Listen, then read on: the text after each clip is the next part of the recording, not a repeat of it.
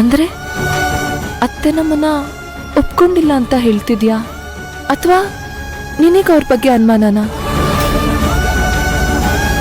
ಈ ಪ್ರಶ್ನೆಗೆ ಈಗ ಉತ್ತರ ಹೇಳೋದಕ್ಕೆ ಕಷ್ಟ ಆಗ್ತಿದೆ. ಗರ್ಜಿಸೋ ಹುಲಿಗಿಂತ ನೊಂದಿರೋ ಹುಲಿಗೆ ಅನ್ಕೊಂಡಿರೋದನ್ನ ಮಾಡೋ ತಾಕತ್ತಿರೋದು. ಸಿಂಧು, ನೀನು ನನ್ನ ಬಗ್ಗೆ ಹೇಳ್ತಿದ್ಯಾ ಅಥವಾ ಅತ್ತೆ ಬಗ್ಗೆ ಹೇಳ್ತಿದ್ಯಾ? ಇಷ್ಟೆಲ್ಲ ಮನೇಲಾದ್ಮೇಲೂ ಅತ್ತೆ ಬಗ್ಗೆ ಅನುಮಾನ ಪಡ್ಬೇಕಾ ಸಿಂಧು? ಧರ್ಮೇಂದ್ರ ಅಪ್ಪನ ಮಾತು ಸರಿ ಅನ್ಸಿ ಅತ್ತೆ ಮಕ್ಳಿಗೋಸ್ಕರ ಯಾಕೆ ನಮ್ಮನ್ನು ನಿಜವಾಗ್ಲೂ ಒಪ್ಕೊಂಡಿರ್ಬಾರ್ದು? ನೀನ್ ಹೇಳೋದು ನಿಜಾನೇ. ಆದ್ರೂ ಇಲ್ಲಿವರೆಗೂ ನಾವ್ ಎಷ್ಟು ಹುಷಾರಾಗಿದ್ವೋ ಇನ್ಮೇಲೆ ಅದಕ್ಕಿಂತ ಜಾಸ್ತಿ ಜಾಗ್ರತೆಯಲ್ಲಿರ್ಬೇಕು. ಅಲ್ಲ ಸಿಂಧು. ಅಕ್ಕ ಪ್ಲೀಸ್ ನನ್ ಮಾತ್ ಕೇಳು. ನಿನ್ ವೀಕ್ನೆಸ್ ಏನ್ ಗೊತ್ತಾ? ಯಾರ್ ಏನೇ ಹೇಳಿದ್ರು ಬೇಗ ನಂಬಿಡ್ತೀಯ. ಈಗ ಈ ಪರಿಸ್ಥಿತಿಲಿ ಹಾಗೆ ನಡ್ಕೋಬೇಡ ಕಣೆ. ಸಮುದ್ರ ಶಾಂತವಾಗಿದೆ ಅಂದ ತಕ್ಷಣ ಅದರಲ್ಲಿ ಅಪಾಯ ಇಲ್ಲ ಅಂತ ಅನ್ಕೋಬೇಡ. ನೀರಿಗೆ ಕಾಲಿಟ್ಟಾಗ್ಲೇ ಅಪಾಯದ ಮಟ್ಟ ಎಷ್ಟಿದೆ ಅಂತ ಅರ್ಥ ಆಗೋದು. ಈಗ ನಿನ್ನೊಬ್ಳು ಜವಾಬ್ದಾರಿ ಮಾತ್ರ ಅಲ್ಲ, ಮಗಳಿದ್ದಾಳೆ, ಅರ್ಥ ಮಾಡ್ಕೊ.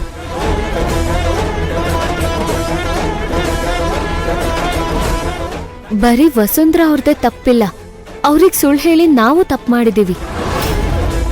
ಇದ್ರಲ್ಲಿ ಅವ್ರ ಮಗನೂ ಇನ್ವಾಲ್ವ್ ಆಗಿದ್ದಾರೆ ಅಂದಾಗ ಅವ್ರಿಗಾಘಾತ ಆಗಿರೋದು ನಿಜಾನೇ. ಹಾಗಂತ ಅವ್ರಿಗಾಗಿರೋ ಅವಮಾನನ ಅವರು ತುಂಬಾ ಸಲೀಸಾಗಿ ಸ್ವೀಕರಿಸ್ತಾರೆ ಅಂತ ನನಗನ್ನಿಸ್ತಾ ಇಲ್ಲ ಅಕ್ಕ. ಅದಕ್ಕೆ ನೀನ್ ಸ್ವಲ್ಪ ಹುಷಾರಾಗಿರ್ಬೇಕು. ಹಾಗಿದ್ರೆ ನೀನು ನನ್ಗೊಂದು ಮಾತು ಕೊಡಬೇಕು. ಏನಕ್ಕ?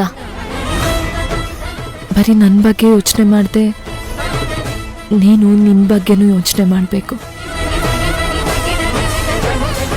ಆಯ್ತಕ್ಕ. ಹುಷಾರು ಸಿಂಧು.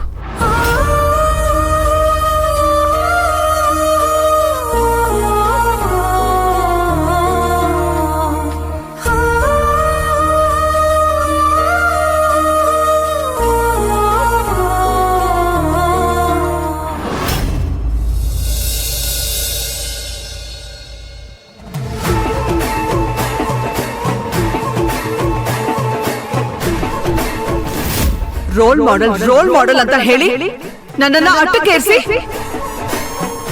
ನಿನ್ನ ಕೆಲ್ಸನ ನೀನು ಸಾಧಿಸ್ಕೊಂಡ್ಬಿಟ್ಟೆ ಅಲ್ಲ.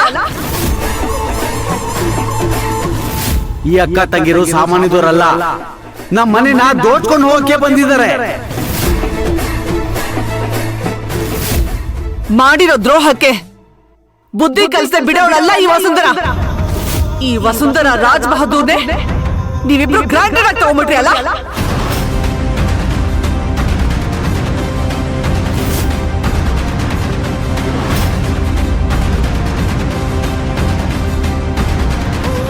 ಸಿಂಧು,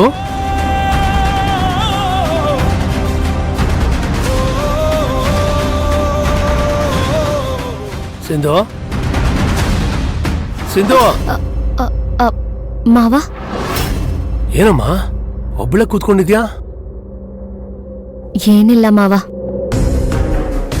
ಬರೀ ಕಣ್ಣಿಂದ ನೋಡಿದ್ರೆ ಜಗತ್ತೆಲ್ಲ ನಾರ್ಮಲ್ ಆಗೇ ಕಾಣಿಸುತ್ತೆ.